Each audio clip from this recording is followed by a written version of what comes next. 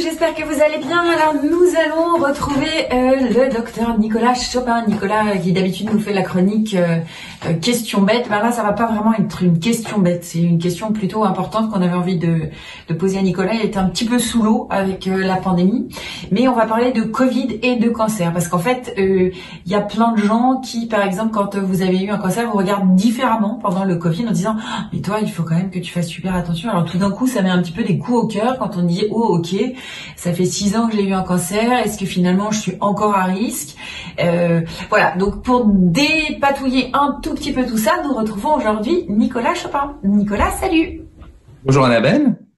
Ça va, tu tiens le coup avec cette pandémie? Ça va, pas de problème. Bon, ça va, c'est pour ça qu'on t'a pas vu et qu'on t'a pas embêté depuis quelques temps, mais là on a quand même quelques questions importantes. Je voulais aujourd'hui que tu nous parles de Covid et cancer. Parce que on a entendu un peu tout et n'importe quoi, et surtout on a eu des regards sur nous, les personnes qui ont eu un cancer. Pour mon cas, c'était il y a 6 ans, mais dès le début de la pandémie, on m'a dit oh là là, il faut que tu fasses super attention, toi t'es super à risque et tout. Donc des moments, ça me mettait des petits coups au cœur. C'était un peu angoissant. Puis mon mari me disait mais non, toi tu risques rien. Donc les enfants étaient un peu mitigés. Donc moi, je voudrais la réponse du médecin. On a eu un cancer il y a 3, 4, 5 ans, 1 an. Je suis plus en traitement. Est-ce que j'ai plus de risques d'attraper le Covid et est-ce que j'ai moins de chances de m'en sortir? Eh bien, il y a deux parties dans la question. Soit on est en traitement, auquel cas il y a un surrisque, soit on a été traité antérieurement et on a un risque équivalent à la population générale. En fait, ce qu'on pense, c'est que les traitements anticancéreux, et notamment la chimiothérapie qui induit une immunodépression, augmente le risque de développer une forme grave du Covid si jamais on l'attrape, ce qui n'est pas forcément valable pour la radiothérapie et la chirurgie. La problématique n'est pas tout à fait la même, qui est celle de ne pas opérer des patients en cours de Covid parce qu'on aggrave fortement les complications post-opératoires. Donc, si tu as été traité il y a longtemps, non, tu n'as pas de risque supplémentaire par rapport à quelqu'un qui n'a jamais eu de cancer de développer une forme grave de Covid. Mais alors, pour quelqu'un qui est en traitement chimio, radiothérapie, son immunité, elle revient à la normale au bout de combien de temps? Au bout de combien de temps on peut dire qu'elle est, entre guillemets, comme les personnes normales? Alors, c'est quelques semaines avec… c'est difficile à mesurer. Les traitements, globalement, sont des traitements qui sont séquentiels. Les chimiothérapies sont toutes les 3 semaines, tout simplement parce que la première semaine, on a une importante immunodépression. Et puis, ça se corrige progressivement et on refait une chimiothérapie. C'est pas pour ça qu'au bout de 3 semaines, on a récupéré une immunité normale. Il faut attendre l'ensemble de la chimiothérapie et être un petit peu à distance. Mais on récupère finalement, dans les semaines qui suivent, une immunité qui est correcte. La radiothérapie, c'est pas la même problématique. La radiothérapie, c'est un traitement ciblé qui induit peu d'immunodépression. Donc, c'est pas du tout le même problème que celui de la radiothérapie. Voilà ce qu'on sait. Alors après, on a peu de recul à l'heure actuelle. On a un peu des expériences qui ont été publiées par les Chinois où ils disent qu'il y a peut-être un petit surrisque quand on a un cancer, mais ce surrisque est lié probablement à la chimiothérapie. Par ailleurs, dans les séries qu'ils ont publiées, qui sont très très récentes, hein, encore une fois avec peu de recul, c'était principalement des cancers du poumon, ce qui est probablement pas forcément la même chose si on a une chimiothérapie en cours de cancer du sein, etc. Pour autant, la chimiothérapie induit une immunodépression. Si on a une immunodépression, on est plus à risque d'avoir une forme grave de la maladie, et donc il faut prendre des précautions à ce moment-là. Ok, donc si on a eu un traitement, si on est en traitement, en tout cas, peut-être faire un peu plus attention. C'est ça. Alors, il y a une autre problématique en ce moment, c'est que en fait, il y a beaucoup de médecins qui disent que il y a plus beaucoup de personnes en consultation. Donc, en fait, les gens n'osent plus aller dans les hôpitaux. Donc, aujourd'hui, comment ça se passe? Je me découvre une boule dans le sein, des choses anormales au niveau de l'utérus. Qu'est-ce que je fais? J'attends parce qu'on m'a dit de rester confinée chez moi, ou je n'attends pas et je vais quand même passer des examens? Alors, il faut surtout pas attendre.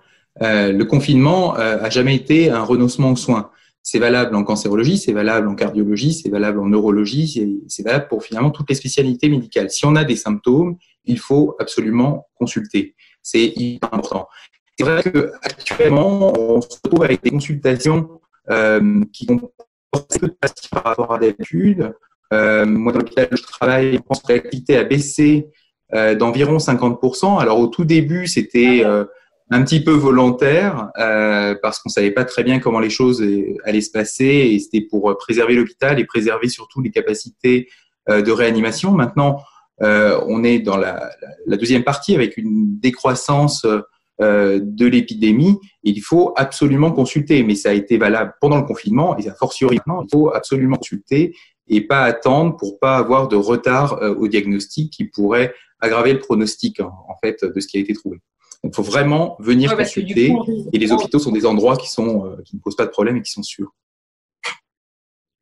Donc, par exemple, l'hôpital où tu consultes, toi, les consignes pour entrer, je crois que c'est pas d'accompagnant, masque, gants, etc. C'est ça. C'est-à-dire qu'on a un peu modifié le fonctionnement. Il n'y a pas d'accompagnant. À l'entrée, il y a une prise de température qui est systématique. Il y a un port de masque, il y a une désinfection des mains. La salle d'attente a été adaptée. Et par ailleurs, généralement, les patients sont appelés la veille pour leur éviter de venir s'ils ont des symptômes au risque de contaminer les autres. Si jamais il y a un traitement qui est en cours, c'est pas tout à fait la même problématique que la consultation. Au moindre doute, les patients sont testés et si jamais le test est positif, c'est une prise en charge avec une filière spécifique de patientes en cours de traitement mais qui sont atteintes du Covid pour pouvoir un peu sanctuariser l'hôpital et qu'on reste au maximum Covid négatif.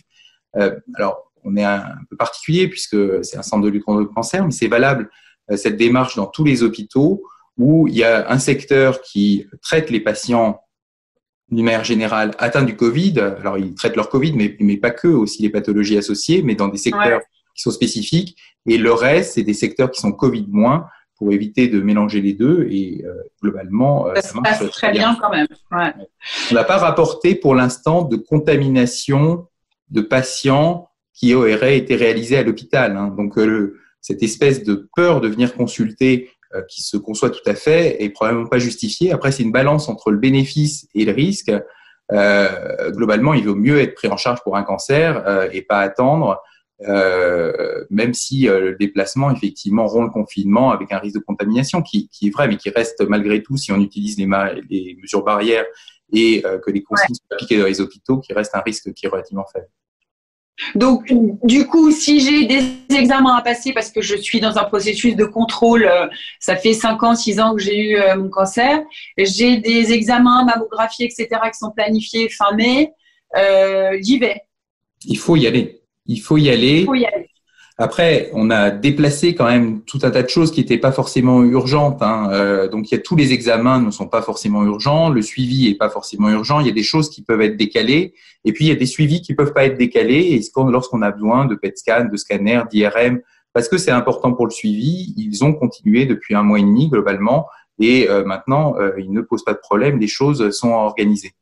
En fait, chaque cancer est un petit peu différent, chaque suivi est un petit peu différent, et le risque de rechute n'est pas le même. Et on adapte en permanence en fait les consultations de suivi qui étaient fixées automatiquement pour pouvoir les adapter au mieux pour pas faire prendre de risques aux patients. Et globalement, là même les cabinets de radiologie vont réouvrir là petit à petit. Hein. Alors ils ont réouvert pour un certain nombre, peut-être pas à leur niveau habituel, mais les mammographies là ont repris pour le dépistage. Suivant les régions, probablement de manière un peu différente et suivant les cabinets de manière un peu différente, mais depuis une quinzaine de jours, on commence à revoir arriver les patients. Il faut faire ces mammographies de dépistage, il faut faire les examens qui ont été demandés pour pas prendre de risques. Ok. Autre chose à rajouter, Covid et cancer, Nicolas ? Covid et cancer, on en apprend tous les jours. On verra a posteriori ce qu'on va découvrir. On en découvre vraiment tous les jours sur le Covid, ce qui explique les multiples injonctions un peu paradoxales maintenant depuis 1 mois et demi. Mais en tout cas, les résultats sont plutôt rassurants dans la mesure où les choses ont été adaptées, les filières ont été adaptées, les prises en charge ont été adaptées pour pouvoir limiter au maximum une prise de risque, quelle qu'elle soit, pour les patients. Cette période, en tout cas pour la médecine en général et pour la cancérologie aussi, a été assez particulière. Ça a permis de booster la téléconsultation qu'on n'arrivait pas à mettre en place depuis maintenant des années, qui était fortement développée dans des pays d'Europe du Nord, par exemple, qui l'utilisaient largement. On peut pas tout faire par téléconsultation, mais on peut voir comment vont les patients, quels sont leurs effets secondaires, en traiter un certain nombre. Évidemment, on peut pas les examiner, mais on peut vérifier avec eux que les examens ont été faits, quels sont les résultats, est-ce qu'il faut en prévoir d'autres. Et ça a été un formidable accélérateur de ce côté-là, avec une façon de travailler qui nécessairement s'est adaptée. Donc, c'est une forme de triage finalement. Ça va urgence ou non urgence et qui permet et de rassurer et finalement d'aller plus vite, quoi. Donc, finalement, il y a des bonnes choses dans ce Covid qui se sont passées. C'est ça. Si on doit positiver et se dire on a été obligé quand même d'adapter beaucoup de choses, mais finalement, pour certaines choses, c'est pas si mal. C'est pas si mal. Bon, on reviendra certainement vers toi après le déconfinement parce qu'on aura certainement plein de questions et j'invite ceux qui nous regardent à nous envoyer des questions ou à nous poser des questions sur YouTube et puis tu essaieras d'y répondre si tu peux répondre à ces questions. Mais j'imagine que oui, on n'a pas parlé du Covid en lui-même parce qu'on entend tout et n'importe quoi. Et comme tu dis, un coup on entend il faut mettre le masque, pas mettre le masque, mettre les gants, etc. Donc on t'évite de répondre à ça. Et Covid et cancer, c'était parfait. Merci beaucoup Nicolas. En tout cas, on te retrouve dans une quinzaine de jours, je pense. À bientôt Annabelle. Salut. Allez, à plus. Ouais, ciao. N'hésitez pas à nous envoyer vos questions sur la chaîne YouTube ou par mail et Nicolas pourra y répondre. Voilà, je vous souhaite de passer une excellente journée, un bon week-end, une bonne semaine, parce que je ne sais pas exactement quand c'est diffusé. Je vous embrasse et je vous dis à tout bientôt. Salut! Profite de chaque instant, profite de ce thème. Je fais rayonner ma vie. I hope that you will see.